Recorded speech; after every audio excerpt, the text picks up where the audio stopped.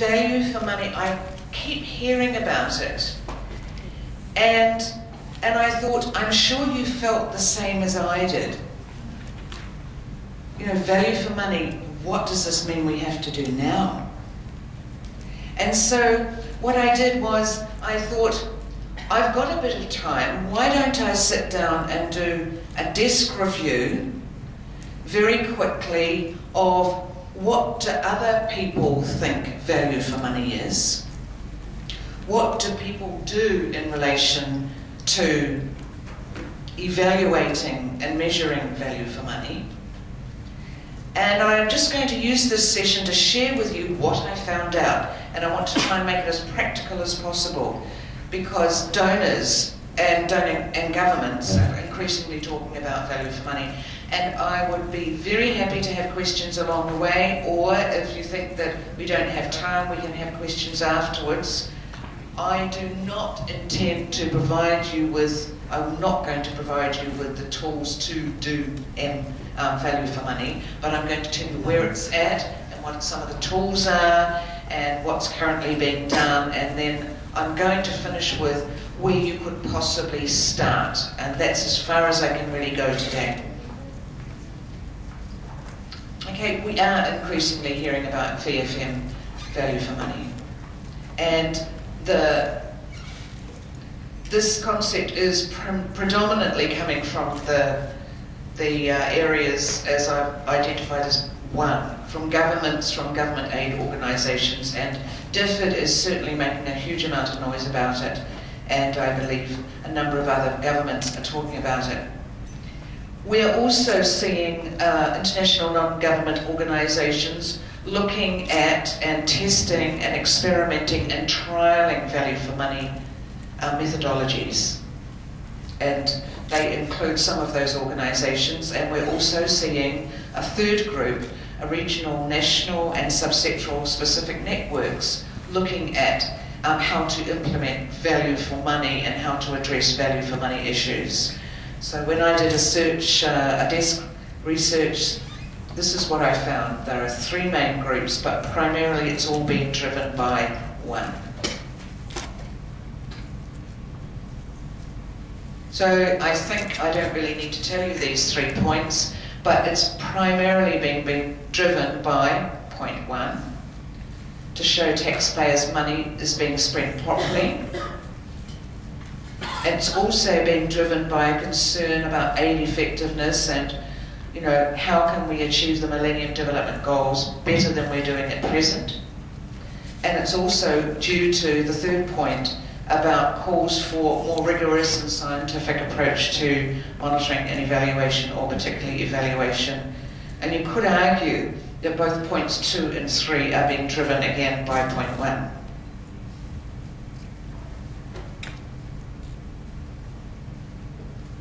So I'm going to go over very quickly, what do we mean, or what is meant by value for money?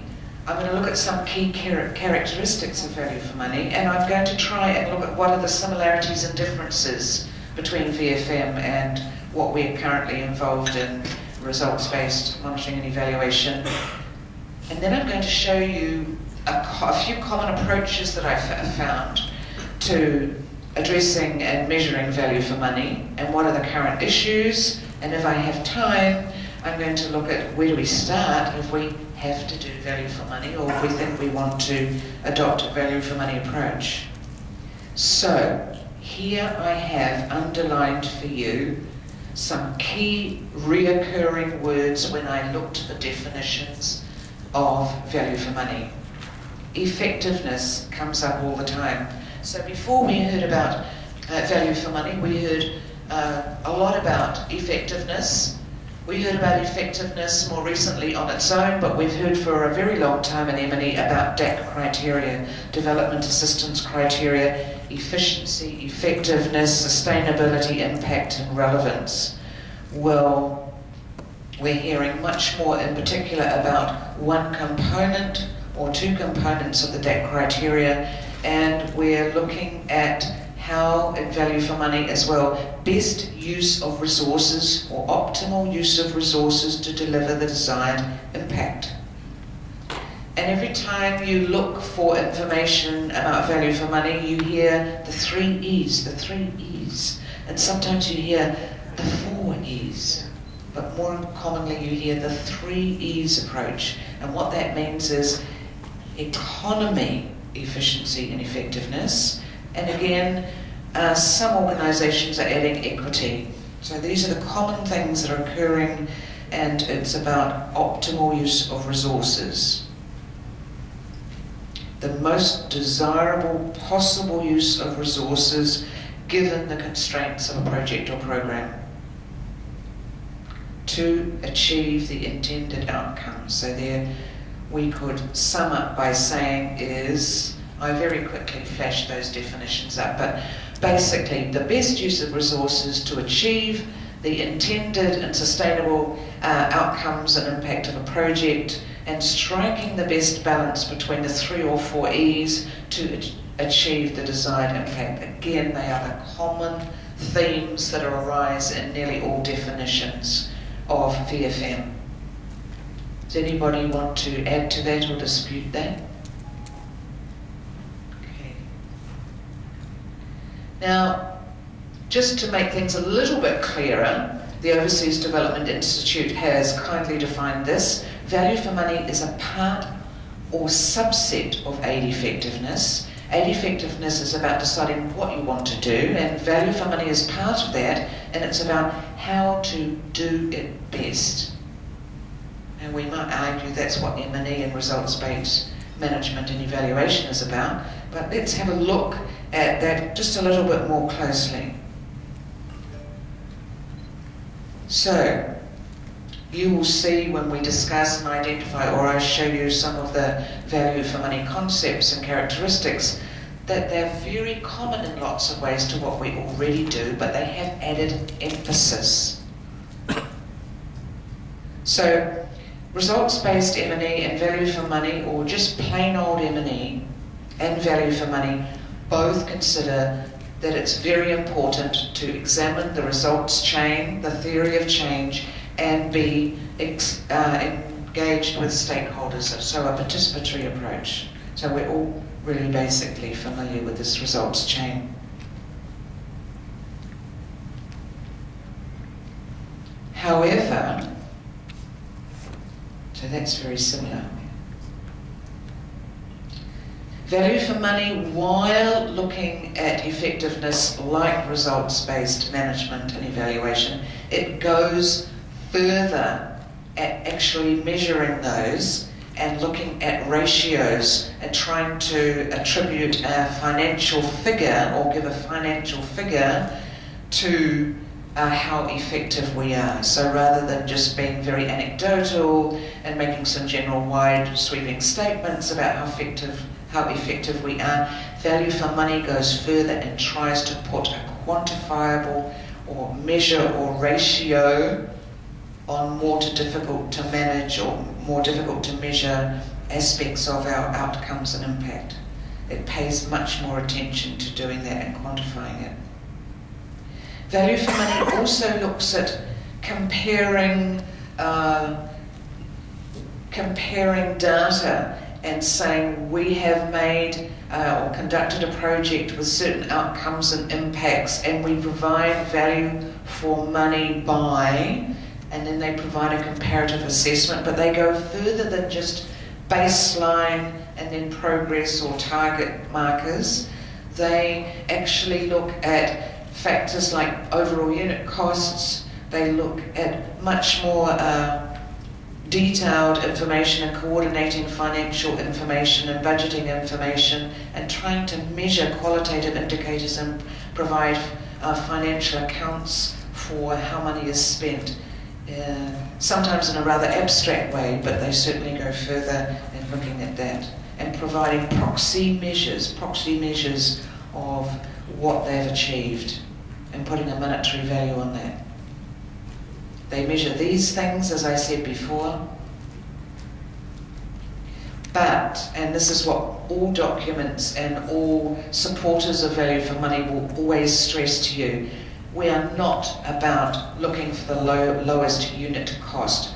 We want to manage resources effectively, but we need to ensure quality. And I know that a number of speakers around the room said in the last couple of days, we're not talking about the number of schools built, but what's going on in the schools as well, and the quality issues related to that. And value for money goes and looks at this issue a lot more further.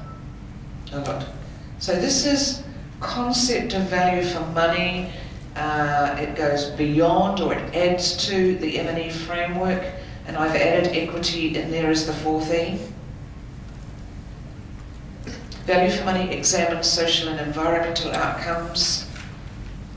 You can see that I believe that RBM&E does that too. And the same with attribution. Results-based monitoring and evaluation is now beginning to look at that more closely, so it's just quite similar. Value for money, however, does focus a lot more on examining and trying to put proxy ratios on qualitative, longer term and very subjective outcomes and impacts, and tries to measure this and put a financial figure on it. And our value for money does make more use of newer data collection techniques, uses them more than more traditional M&E and RBM&E methods, and it looks at mathematical ratios and tries to quantify things. Now, given the environment and the kind of complex context that we work in, you can imagine how problematic that is, trying to put proxy measures and ratios on some of our outcomes and impacts. And I mean, that's a big question that we don't have time to look at, but is certainly an issue, is how much value is there in developing all these proxy measures. Now, value for money does look at something they call dead weight, but what we're more commonly aware of as the counterfactual.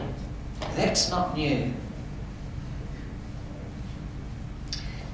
Value for money examines the benefit period. How long does the outcome last, or the impact last, and what's the drop-off effect? And RBM&E doesn't do that.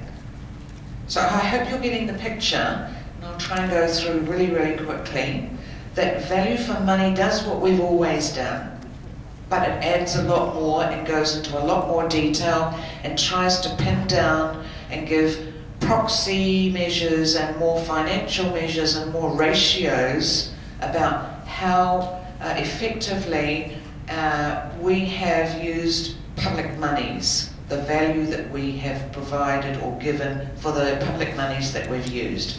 And I think I'd like to use the word public monies rather than donor monies, because these are, generally speaking, monies from the public purse, taxpayers' money. So the value for money looks at these new things. So we've got some new terminologies.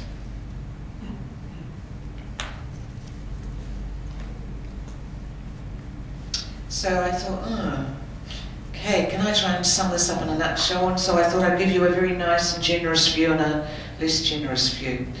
Value for money is concerned with measuring outcomes and impact, but tries to do so much more comprehensively than results-based M&E. So that was me being kind. Or value for money is preoccupied with an entirely different paradigm, taxpayers' money, and their, sorry, there's a spelling mistake, and their overriding concern is, you know, money issues. And this is only just a start. There are a lot of different approaches and techniques and tools that can be used in value for money, and many of them are still being trialled. In fact, just as many I can identify, for every organisation I've identified a new method or methodology, or an old method which is being adapted to be used for value for money. Now, I am not going to go through these in detail, but to start at the very, very basic. Okay, so we start from the very, very basic. Oxfam is using this technique, trialling this technique. It basically is just asking stakeholders for their perceptions, but they've got a nice little simple model. but it is very qualitative, and how you assess these things is the biggest problem, and whether they stand up to rigorous analysis is a problem.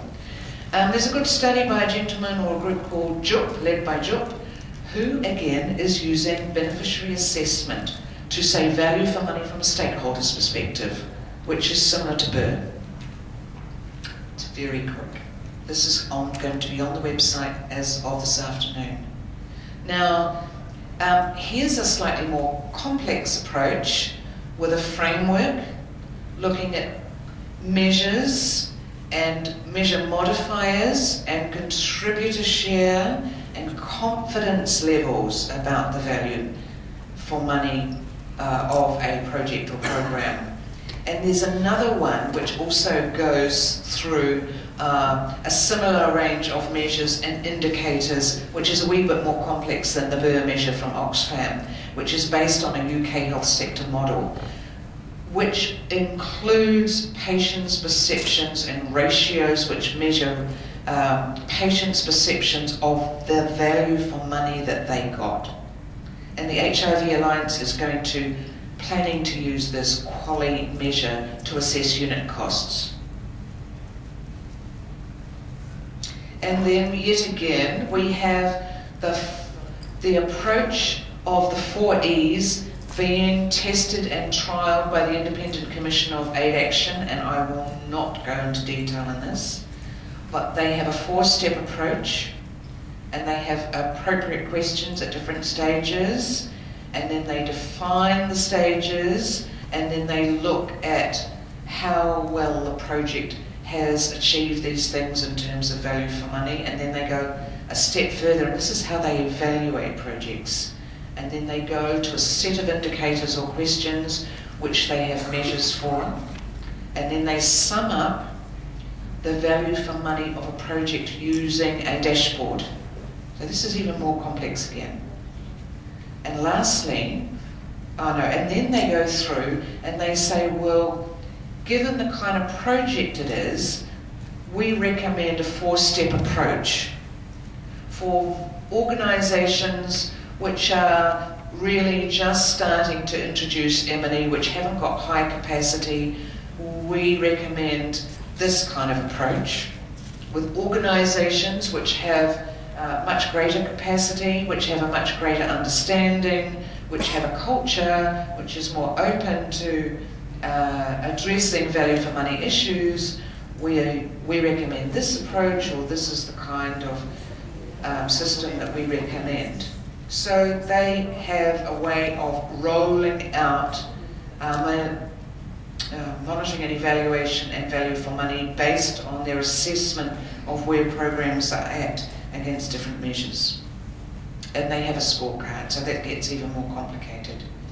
And probably the most advanced type of value for money methodology I've come across is the social return on investment, which is a bit like cost-benefit analysis, if people are familiar with that.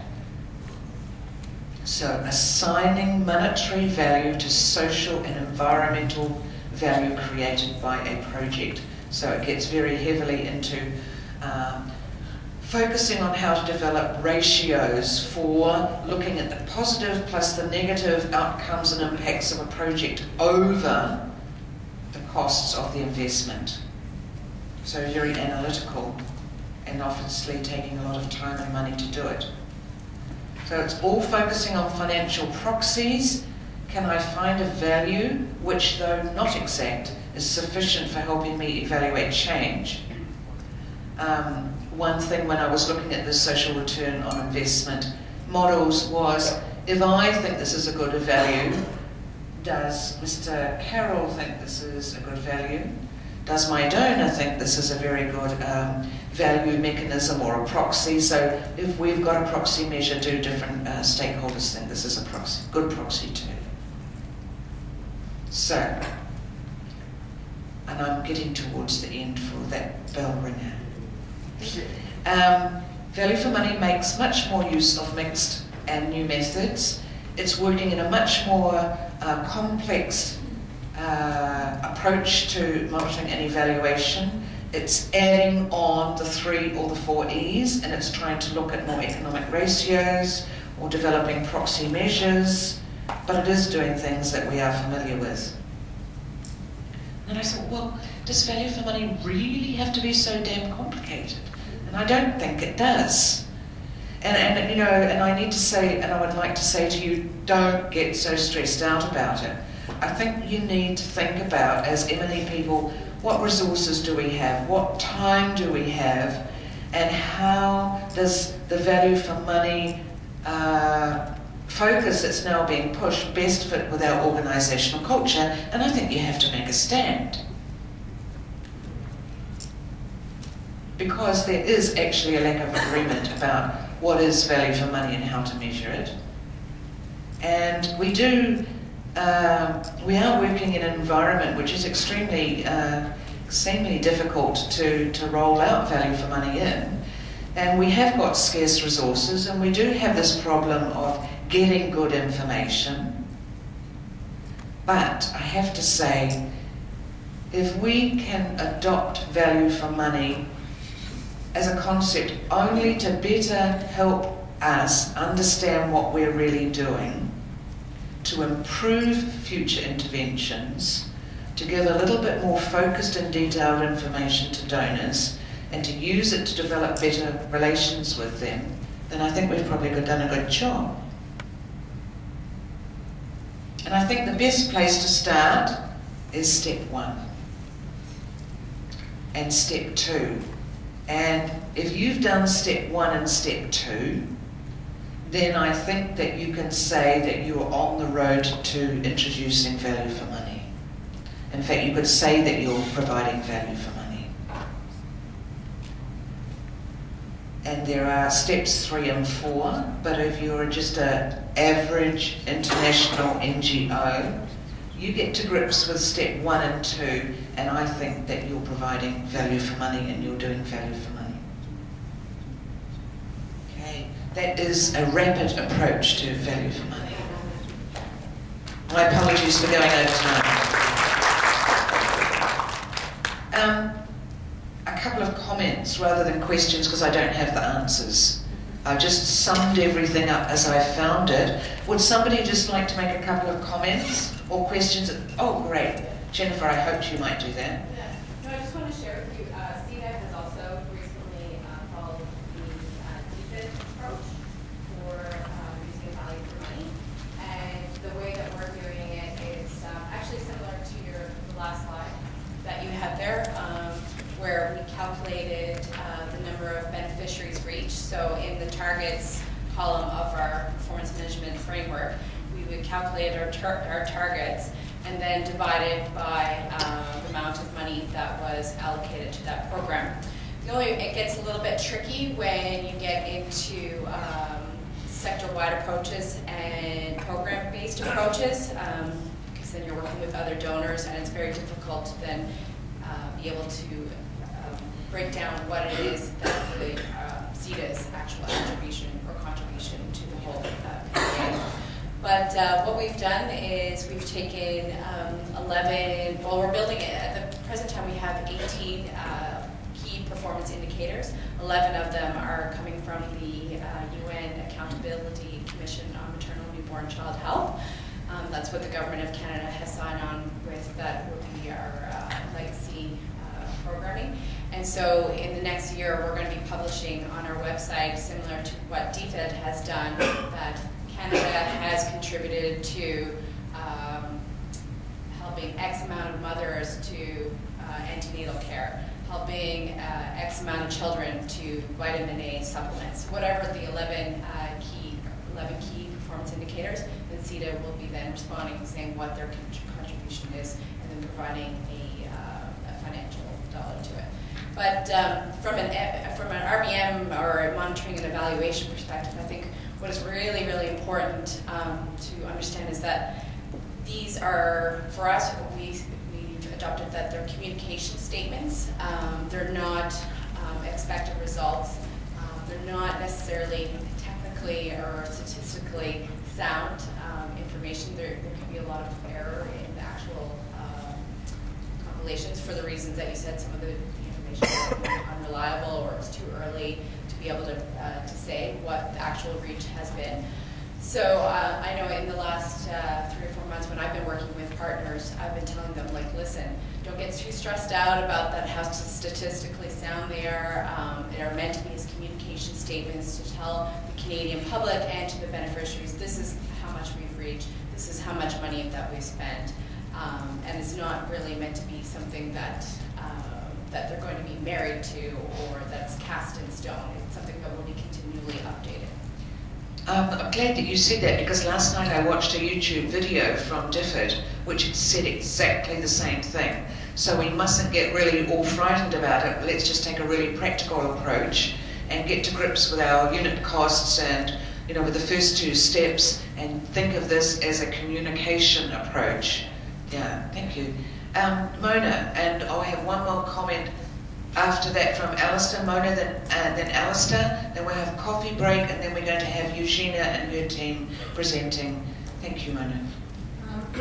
I have 2 comments or concerns maybe. I think that the approach of looking at the costs, the unit costs and the number of beneficiaries works well in programs where you're trying to provide services to a large number of people, and it works well in certain sectors, but doesn't necessarily work in, say, a local government capacity building project or something like that. So I'd be careful, you know, I'd caution against, you know, looking only at that measure in certain types of projects. And then secondly, just to be a bit contrarian, I don't know, I have to wonder if these value for money ratios would be greatly improved if donors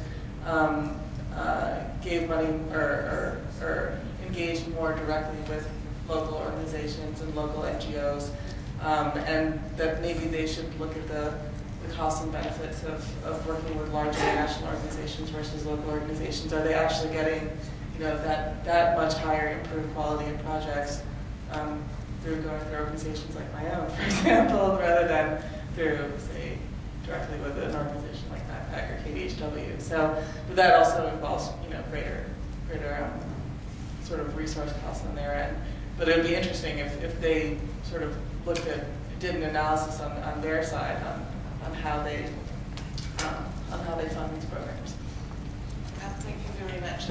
I think that we have to remember that donors get pushed or squeezed as well by people saying, you know, you've got to be accountable. We're giving you money. This is public taxpayers' money. You've got to front up here. So they're being pressured as well. It's not just us being pressured by donors. And Sir, Kim, was it? Where? Oh, sorry, Alistair. My apologies. You've got the last word. Just to mention, social return on investment is increasingly being seen as too bureaucratic, too long, too resource intensive in terms of using that, and certainly in the social enterprise side of development, social impact assessment, which is a self-evaluation tool which uses beneficiaries to predict outcomes and then goes back to the same beneficiaries to gather information as to what's been achieved, is being increasingly looked at as a more viable way to demonstrate in non-financial terms value in terms of the impact on people. So that seems to be something which is gaining traction. Thank you very much for that comment. I'm sure we can continue discussion at the coffee break and maybe this afternoon. Please, let's take our coffee. My apologies that coffee's late, but we'll start again at 11:30 sharp, and we've got one of our final groups presenting, and I know that they've got something really new for us, so I'm looking forward to hearing from Eugenia and Jan afterwards about M&E and learning. Thank you.